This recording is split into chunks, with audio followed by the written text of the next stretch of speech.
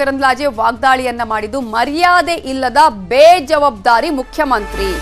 ಅನ್ನಭಾಗ್ಯವನ್ನ ಘೋಷಣೆ ಮಾಡುವಾಗ ಮೆದುಳಿರ್ಲಿಲ್ವಾ ಅಂತ ಪ್ರಶ್ನೆ ಮಾಡಿದ್ದಾರೆ ಶೋಭಾ ಕರಂದ್ಲಾಜೆ. ಸಿಎಂ ವಿರುದ್ಧ ಶೋಭಾ ವಾಗ್ದಾಳಿಯನ್ನ ನಡೆಸಿದ್ದು ಅಕ್ಕಿ ಭಾಗ್ಯ ಯೋಜನೆಗೆ ಸಂಬಂಧಪಟ್ಟ ಹಾಗೆ, ಅನ್ನಭಾಗ್ಯ ಯೋಜನೆಗೆ ಸಂಬಂಧಪಟ್ಟ ಹಾಗೆ ಈಗ ಅಂತ್ಯೋದಯ ಬಿಪಿಎಲ್ ಕಾರ್ಡ್ದಾರರಿಗೆ ಕುಟುಂಬದ ಪ್ರತಿ ವ್ಯಕ್ತಿಗೂ 10 ಕೆಜಿ ಅಕ್ಕಿ ಕೊಡ್ತೀವಿ ಅಂತ ಕಾಂಗ್ರೆಸ್ ಸರ್ಕಾರ ಘೋಷಣೆಯನ್ನ ಮಾಡಿತ್ತು ಆಗ.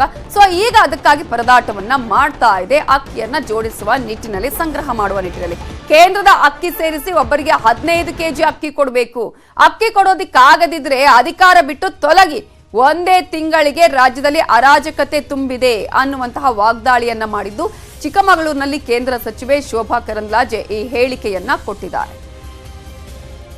ಬಸ್ಸಿಗೆ ಪಾಸ್ ಕೇಳ್ತಾ ಇದ್ದಾರೆ, ನೀವು ಸರ್ಟಿಫಿಕೇಟ್ ತೋರಿಸಿ ಹೇಳ್ತಾರೆ. ನಾನು ಮಹಿಳೆ ಅನ್ನೋದಕ್ಕೆ ನನಗೆ ಸರ್ಟಿಫಿಕೇಟ್ ಬೇಕಿಲ್ಲ. ಅಕ್ಕಿ ಕೊಡೋದಕ್ಕೆ ಕೇಂದ್ರ ಕೊಡಲ್ಲ ಅಂತ ಹೇಳ್ತಾರೆ. ನಾನು ಸಿದ್ದರಾಮಯ್ಯನವರಿಗೆ ಮತ್ತು ಕಾಂಗ್ರೆಸ್ಗೆ ಕೇಳಕ್ಕೆ ಇಚ್ಛೆ ಪಡ್ತೀನಿ, ಚುನಾವಣೆ ಘೋಷಣೆ ಮಾಡುವಂಥ ಸಂದರ್ಭದಲ್ಲಿ ನಿಮ್ಮ ತಲೆಯಲ್ಲಿ ಮೆದುಳು ಇರಲಿಲ್ವಾ? ಸಗಣಿ ತುಂಬಿತ್ತಾ?